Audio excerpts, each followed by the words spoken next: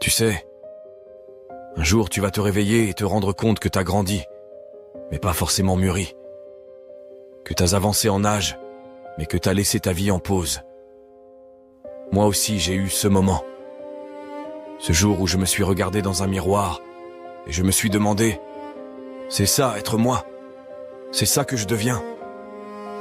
J'avais des rêves, des projets, mais j'étais là, à scroller mon téléphone, à poster ma vie comme si j'avais besoin qu'on me valide, à me plaindre de tout, ce qui n'allait pas, comme si quelqu'un allait venir me sauver. Mais personne ne vient, tu sais. Et c'est ce jour-là que j'ai compris un truc. On ne devient pas adulte parce qu'on a 20 ou 30 ans. On devient adulte le jour où on décide de ne plus fuir. Fuir nos responsabilités, nos peurs, nos erreurs, nos envies qui nous détruisent à petit feu. Alors cette vidéo, c'est pas une leçon, c'est pas un discours, c'est une conversation entre toi et moi. Si tu sens que t'as stagné, si t'as cette impression que quelque chose en toi demande à changer, alors reste, parce qu'on va parler de ce moment charnière, le moment où tu laisses derrière toi l'enfant perdu, et que tu choisis, une bonne fois pour toutes, de devenir la version adulte de toi-même. Tu sais, il y a un piège dans lequel beaucoup tombent.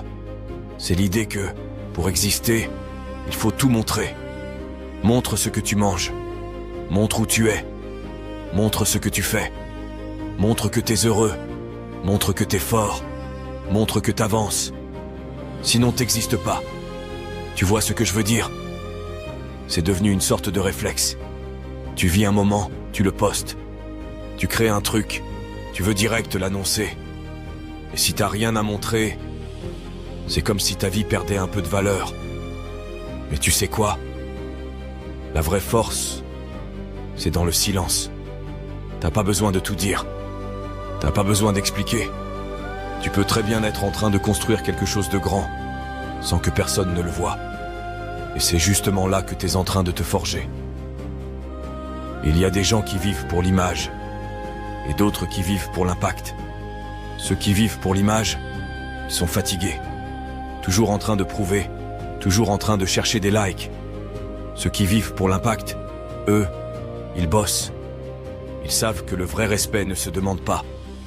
Ils se méritent. Alors ils ne crient pas. Ils avancent. Et un jour, sans prévenir, leur travail parle pour eux.